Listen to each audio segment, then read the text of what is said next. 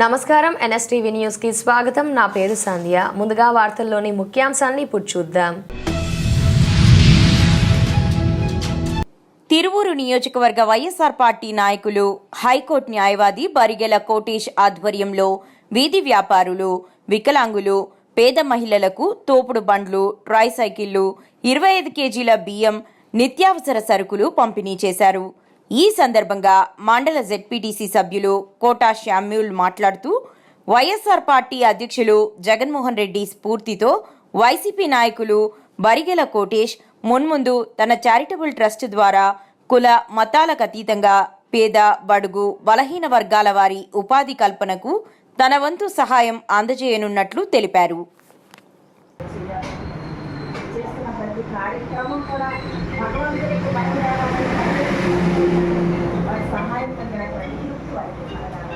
మీకు దేవుడు ఇచ్చిన మంచి మనసు, మంచి కార్యక్రమాలు దేవుడు చాలా ఇష్టం.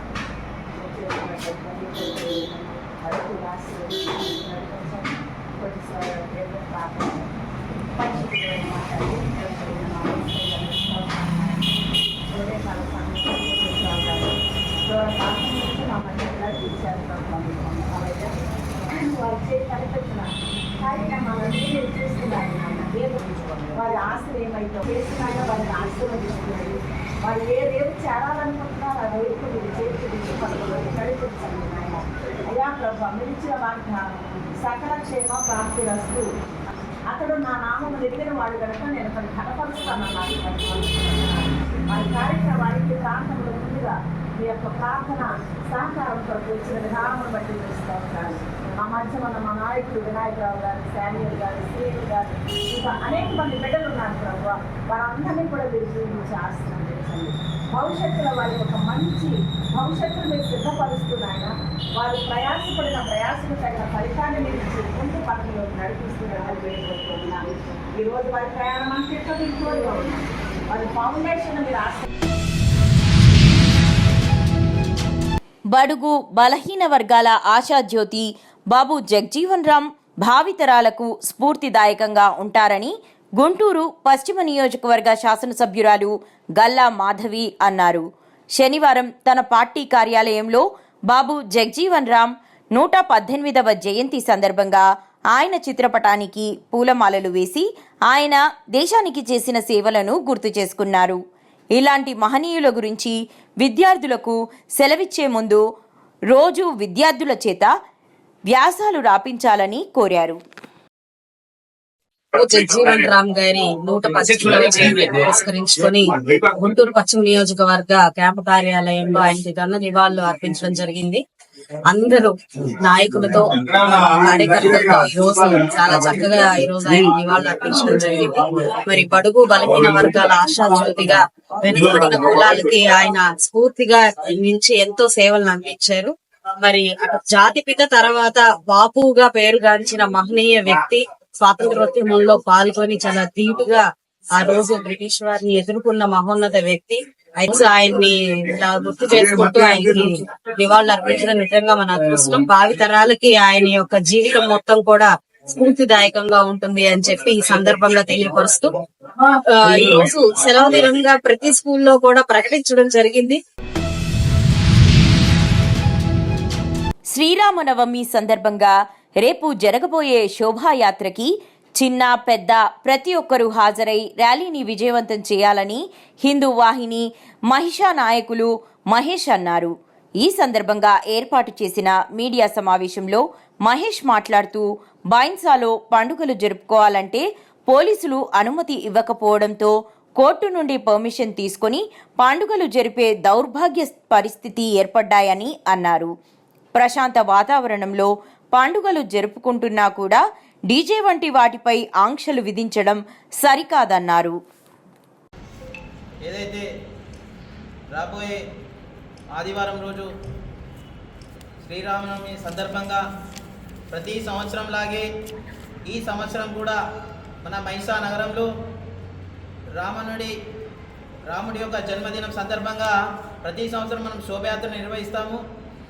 ఈ సంవత్సరం కూడా అంతే ఘనంగా ఎంతో ఉత్సాహంతో శ్రీరాముని శోభయాత్ర హిందూ వాహిని మహిషా శాఖ ఆధ్వర్యంలో నిర్వహించడం జరుగుతుంది. కావున ఈ శోభయాత్రలో ప్రతి ఒక్కరు కూడా యువకులు, పెద్దలు, పిల్లలు, మన ముదోల్ అసెంబ్లీ నియోజకవర్గం నుండి హిందూ సమాజం మొత్తం కూడా ఈ యొక్క శోభయాత్రలో పాల్గొని మన యొక్క హిందూ సంఘటనను, హిందూ ఐక్యతను చూపెట్టాలని చెప్పేసి ప్రతి ఒక్కరికి పిలుపునిస్తున్నాము. అలాగే ఏదైతే ప్రతి సంవత్సరం కూడా ఈ యొక్క శోభయాత్ర నిర్వహించాలంటే పోలీసుల నుండి ఎలాంటి మనకు పర్మిషన్ కూడా ఇవ్వడం లేదు. రాముడు పుట్టిన దేశంలో, ఈ రామరాజ్యంలో, హిందూ దేశంలో రాముడు నవమి యొక్క జన్మించిన రోజు శోభయాత్ర నిర్వహించాలి అంటే పర్మిషన్ తీసుకోవాల్సిన దుస్థితి ఏర్పడుతుంది మన సమాజంలో. ఆనాడున్న బీఆర్ఎస్ హయాంలో కానివ్వండి, ఈ రోజులో ఉన్న కాంగ్రెస్ హయాంలో కానివ్వండి, హిందూ పండుగల మీద కానీ హిందువుల మీద చూపుతున్న వివక్షతను దయచేసి హిందూ సమాజం మొత్తం కూడా గమనించాల్సిందిగా కోరుతున్నాం. ఏదైతే శోభయాత్రకు శాంతియుత వాతావరణంలో గత 10 సంవత్సరాల నుండి నిర్వహిస్తున్న మహిళా శాఖలో ఏనాడు కూడా, ఏ సంవత్సరం కూడా చిన్న సంఘటన జరగకుండా అందరి సహకారంతో, అందరికీ సహకరిస్తూ, పరమతాన్ని గౌరవిస్తూ శాంతియుత వాతావరణంలో శోభయాత్ర నిర్వహించాము.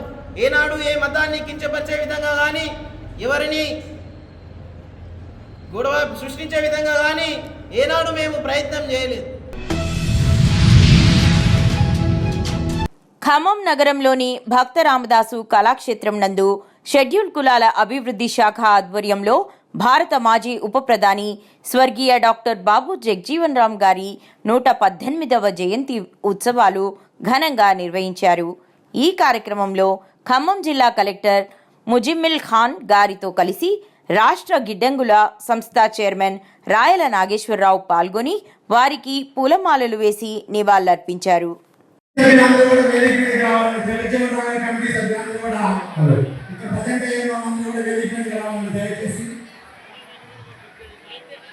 జగజ్జీవన్ కమిటీలో ఉన్న కమిటీ సభ్యులందరూ వేదికకి రావాలి. మన స్టాఫ్ అంతా కూడా బ్యాచ్ మనకి ఈరోజు మన ఆహ్వానాన్ని అందించి ఈ సభకు హాజరైనటువంటి జిల్లా కలెక్టర్ గారికి,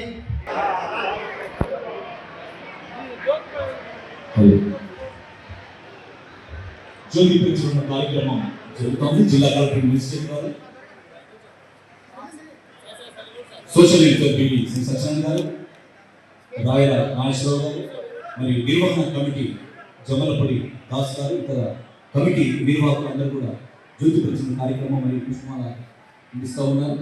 గట్టిగా చప్పట్లతో మన అభినందనలు డాక్టర్ బాబు జగ్జీవన్ రామ్ గారి జన్మదినాన్ని పురస్కరించుకొని ఈరోజు ఎంతో అంగరంగ వైభవంగా జిల్లా కలెక్టర్ గారి నేతృత్వంలో ఈ కార్యక్రమాన్ని మనం నిర్వహించడం జరుగుతుంది.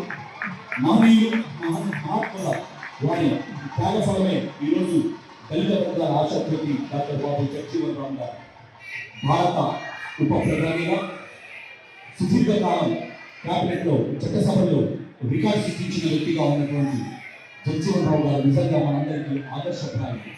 వారి జీవితాన్ని ఆదర్శంగా తీసుకుని నేటి యువత, విద్యార్థులు ముందుకు కదలాలని, భవిష్యత్తులో మరింత. బాబు జగ్జీవన్ రామ్ జయంతి సందర్భంగా పట్టణంలోని ఫ్యాక్టరీ సెంటర్లో జగ్జీవన్ రామ్ విగ్రహానికి పూలమాలలు వేసి నివాళులర్పించిన నియోజకవర్గ ఇన్ఛార్జ్ నల్లగట్ల స్వామిదాస్. అనంతరం మీడియాతో మాట్లాడిన వైసీపీ నియోజకవర్గ ఇన్ఛార్జ్ నల్లగట్ల స్వామిదాస్ ఈ కార్యక్రమంలో పెద్ద ఎత్తున పాల్గొన్న పార్టీ ముఖ్య నాయకులు, కార్యకర్తలు.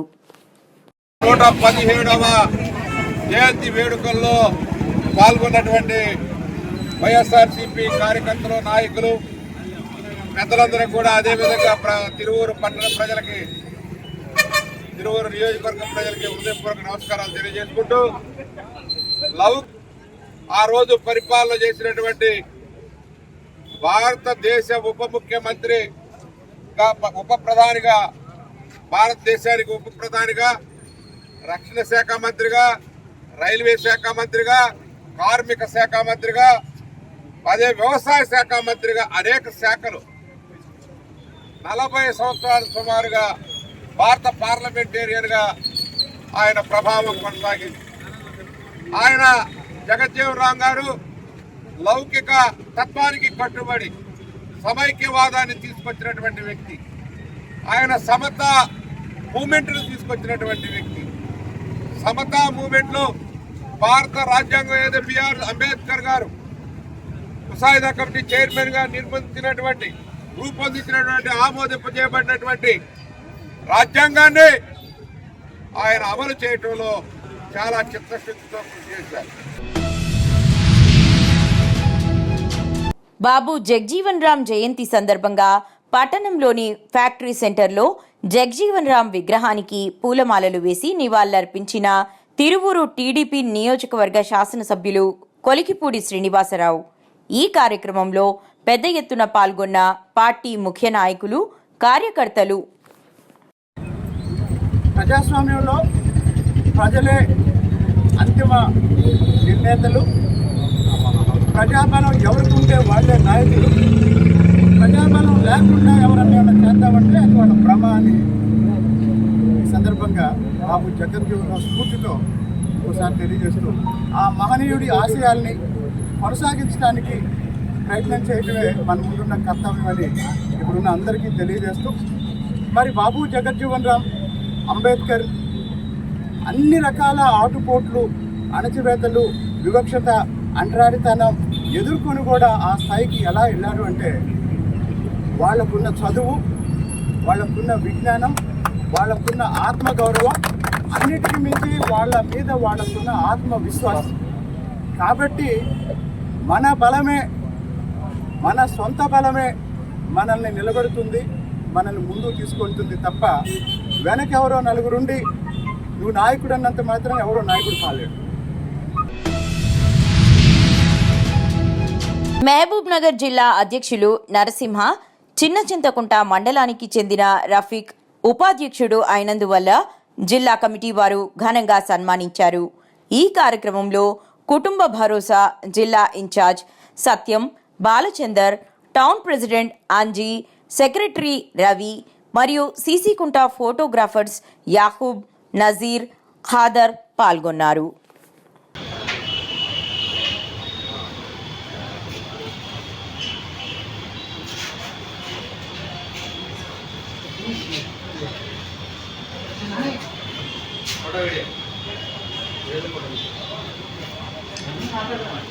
ఇక్కడ తిరిగానా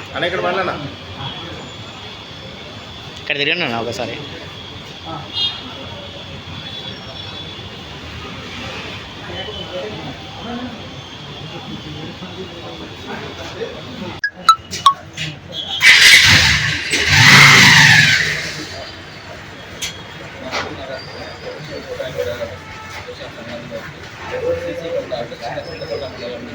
సీనియర్ ఫోటోగ్రాఫర్ అయినటువంటి ఎండి రవి స్టూడియో గారిని కమిటీలోకి నియమించడం జరిగింది.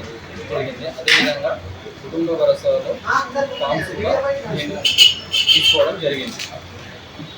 అవున ఫోటో వీడియోగ్రాఫర్ సంబంధించిన కృతజ్ఞతగా తెలియజేస్తున్నాను. మండల ఫోటోగ్రాఫర్లు, ఫోటోగ్రాఫర్ల